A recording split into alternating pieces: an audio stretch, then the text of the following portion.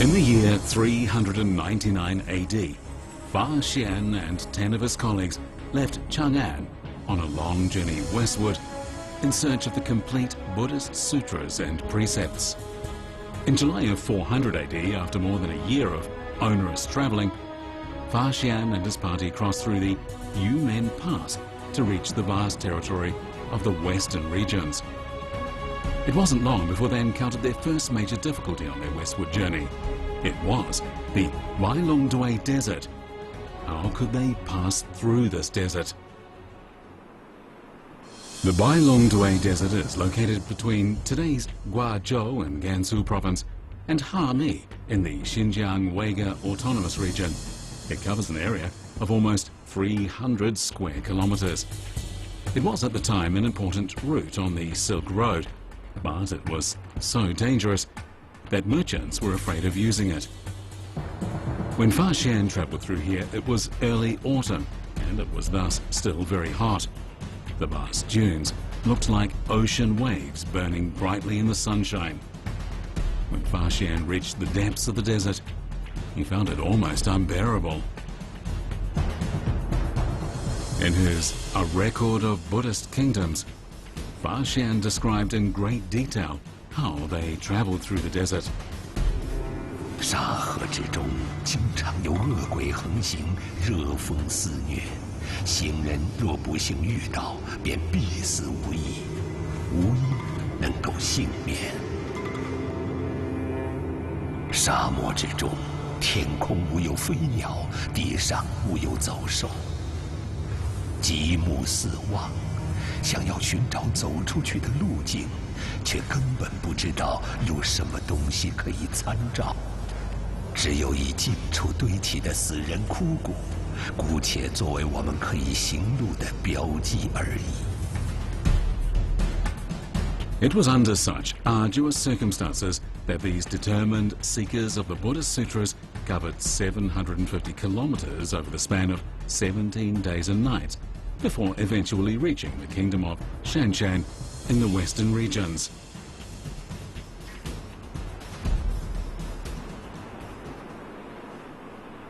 The capital city of Shanshan was located in today's Lop Nur in Xinjiang. The country is more popularly known as Lowland. Lowland was an important country on the Silk Road and had greatly prospered from it. The country vanished beneath the sand after being embroiled in war, and it remained hidden for more than 1,000 years until it was discovered by Swedish explorer Sven Hedin at the beginning of the 20th century.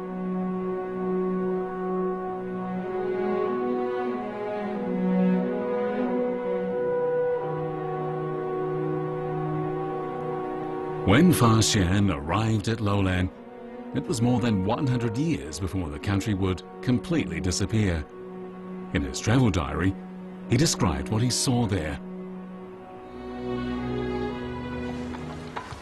当地俗人所穿的衣服与汉地类似，只是质地不同，是用毛或麻织成。鄯善国王信奉佛。 Fa Xian and his party stayed in Lowland for a month before moving on. After they traveled through the kingdom of Yan'e, they crossed the Taklamakan Desert to the kingdom of Khotan, which is today's Hotan in Xinjiang province.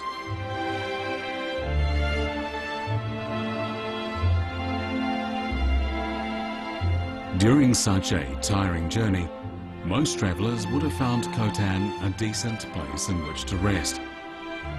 But Fa Xian was worried when they arrived there.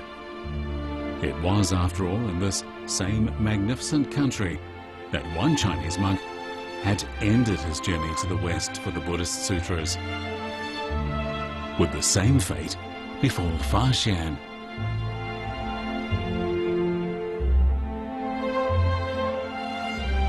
In the year 260 AD, monk Zhu Shixing arrived in Khotan on his way to India to find copies of the Buddhist sutras.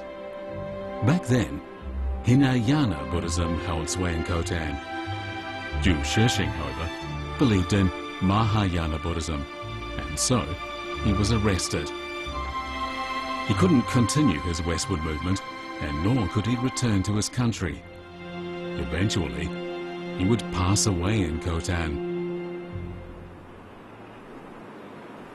In Sanskrit, yana, as in Mahayana, means raft or vehicle. Mahayana and Hinayana are sects of Buddhism, and they're divided over their understanding of the religion. Mahayana advocates the need to liberate all beings.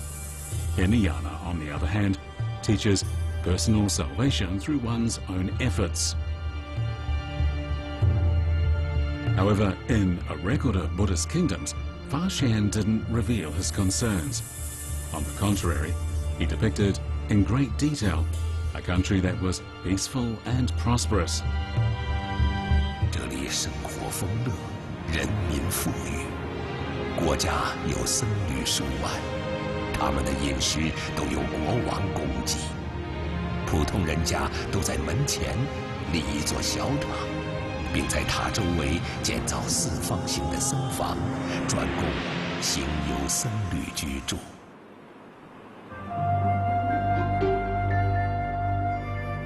With the religious differences, would Xian be able to continue his westward journey? He wasn't sure. He prayed to Lord Buddha for success, and it's perhaps thanks to the help of the Lord Buddha that Xian's worries were dispelled during a grand Buddhist event.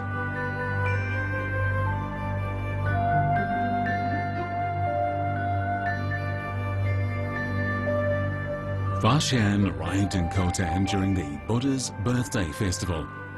According to the custom, the 14 temples were required to jointly hold a parade in honor of the Buddha, under the direction of the king.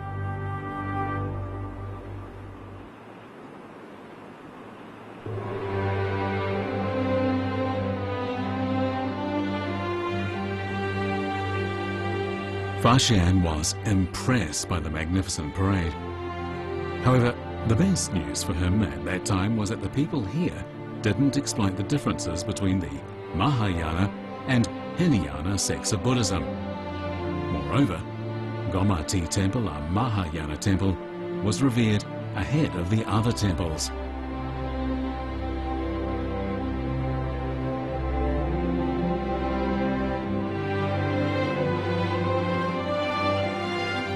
Gomati Temple was located in today's Kumar mountain area on the Karakash River in Xinjiang. It greatly excited Xian. It is evident from the ruins we see today that the temple was indeed grand in scale.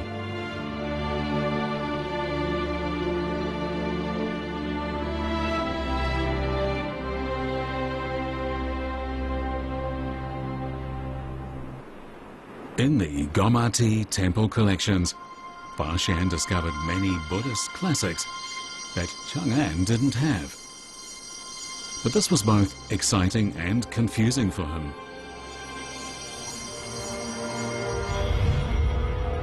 也许你们无需到往天竺，将这些佛典带回汉地，就可以获得无上的荣光。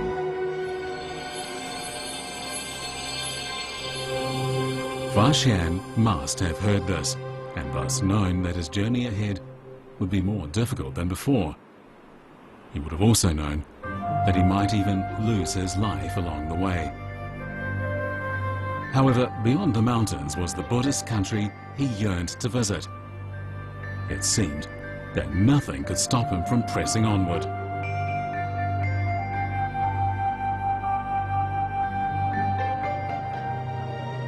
中途僧人，无一人从天竺求得真法，所以我发现要做这第一人，哪怕粉身碎骨，也无怨无悔。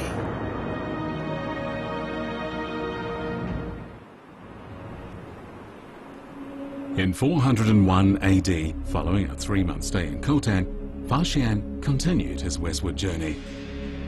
They travelled through the Zihe Kingdom and Yuhui Kingdom to the Jiacha Kingdom in today's Taxkogan County in Xinjiang.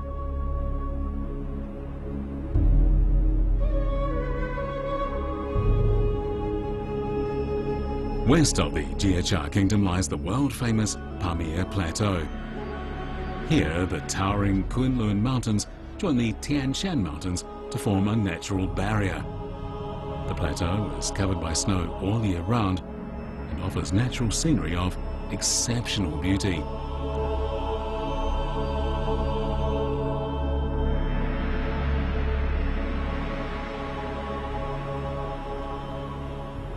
However, such terrain made it extremely difficult for Fa Xian to continue his journey.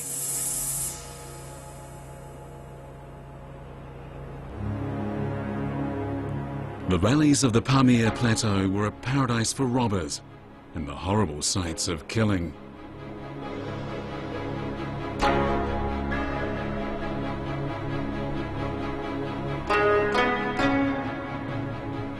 Here, many merchants and monks had lost their lives.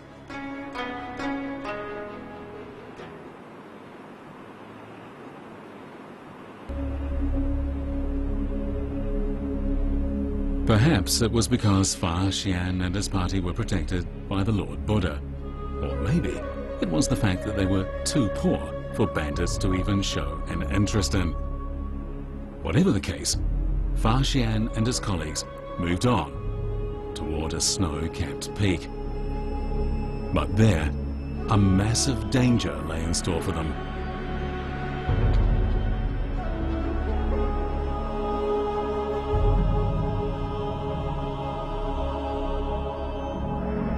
In his A Record of Buddhist Kingdoms, Fa Xian wrote the following.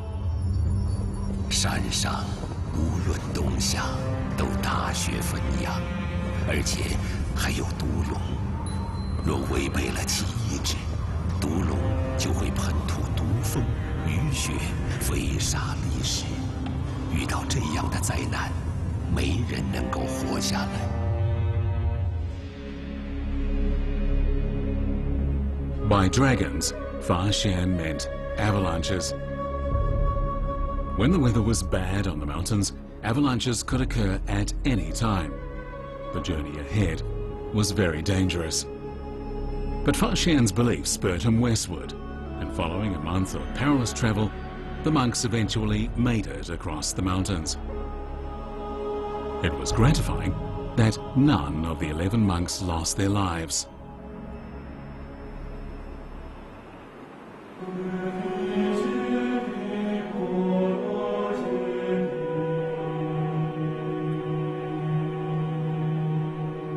Departing in 399 AD, Fa Xian and his group arrived in India exactly 3 years later to begin their quest of gathering copies of the Buddhist sutras.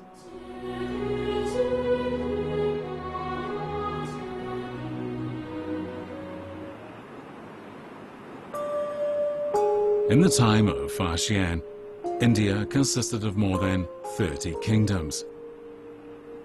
The first kingdom he visited after he arrived in India was Darada, which is northwest of today's Kashmir.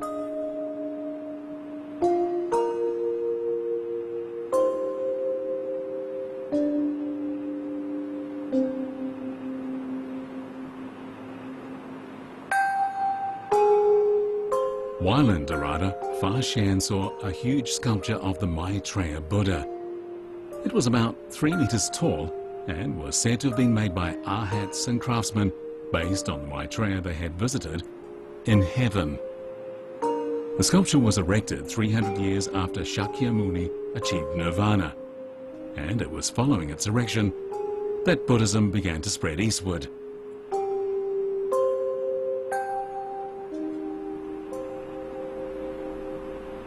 This was the first time that the statue had been visited by a monk from China.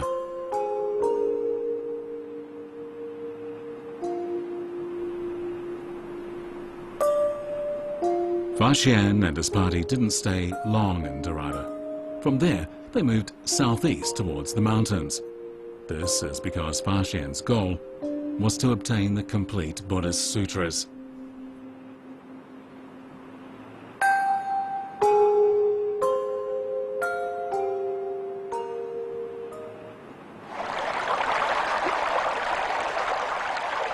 This is the Indus River. It was via this river that the ancient Buddhist sutras were introduced to China. The river we see today is rather calm, but 1,600 years ago, the river that Fa Xian encountered was quite different. In his A Record of Buddhist Kingdoms, Fa Xian described the river as follows.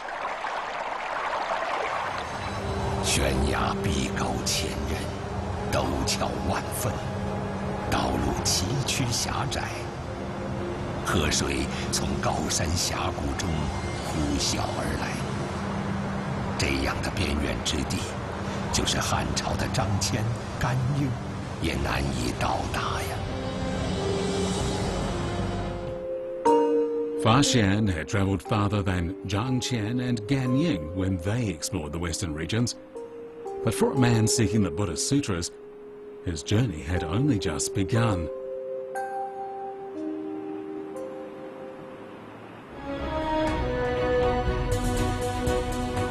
Soon after they crossed the Indus River, Fa Xian and his party travelled through Odiyana and Swat in their search for the Buddhist sutras. As this was the hinterland of North India, Buddhism prevailed. The area had numerous historical relics of the Lord Buddha.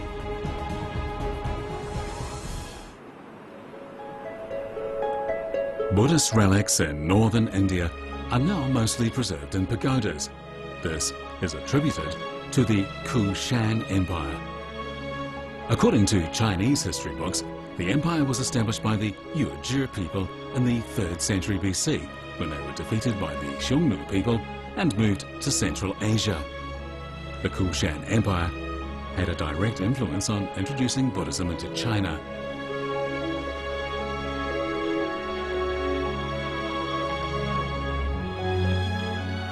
In the year 2 BC, the Yuezhi envoy Yin Tsun arrived at Chang'an, the capital of the Western Han Dynasty. There, he dictated Buddhist sutras to his disciple, Jing Lu. This was the first time Buddhism was introduced to China, and it was also the beginning of Chinese reciting the sutras. In the year 1 AD, top monks from the Xian Empire transported their Buddhist sutras to Luoyang, and they began to officially spread Buddhism from there. This was a historical starting point. The capital city of the Xian Empire was Gandhara, which is now the Peshawar region of Pakistan. This small town has several ancient temple ruins, and this suggests that Buddhism once held sway here.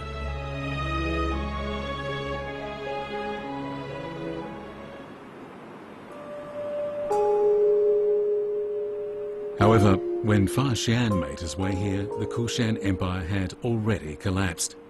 It, along with the Han Dynasty, Rome and Parthia, was once known as a top world power, but it had been reduced to a small kingdom located in today's Peshawar.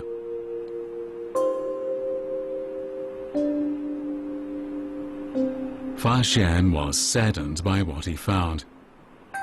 But what he didn't know was that he was luckier than Master Xuanzang would be much later.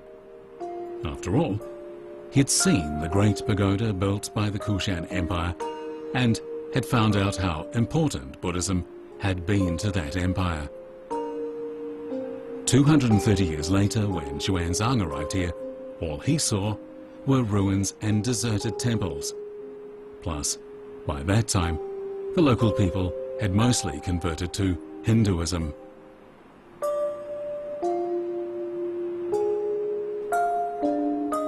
Realizing that Buddhism survived in Gandhara despite the collapse of the country, Fa Xian became even more emboldened in seeking out the sutras.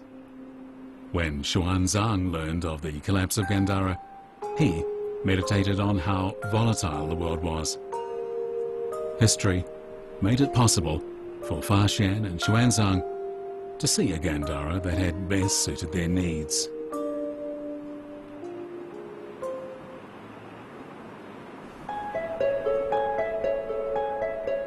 At the time, Fa Xian hadn't yet accomplished his most important mission. That mission was, of course, to obtain the sutras. But in the kingdoms of northern India, the Buddhist sutras were passed on orally. For this reason, Xian decided to move on to central India, as it was in central India that Buddhism originated. It was at this time his party disbanded.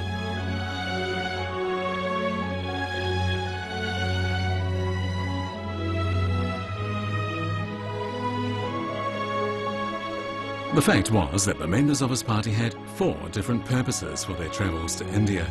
They came here to search for the Buddhist classics, to study under the supervision of masters, to visit Buddhist holy sites, and to pay tribute to high-ranking monks. Now that they were in India, it was only natural that they split up to pursue their respective goals. Some headed back to China, while others began to search for the Buddhist sutras elsewhere. In the end, only Huijing and Daozhang chose to stay with Xian. They moved farther south to collect written versions of the sutras.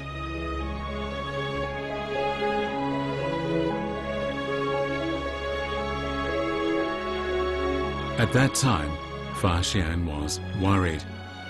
He didn't know where he would be able to obtain the sacred texts. Would he be able to overcome future difficulties and continue his journey? He would have to wait for the answer.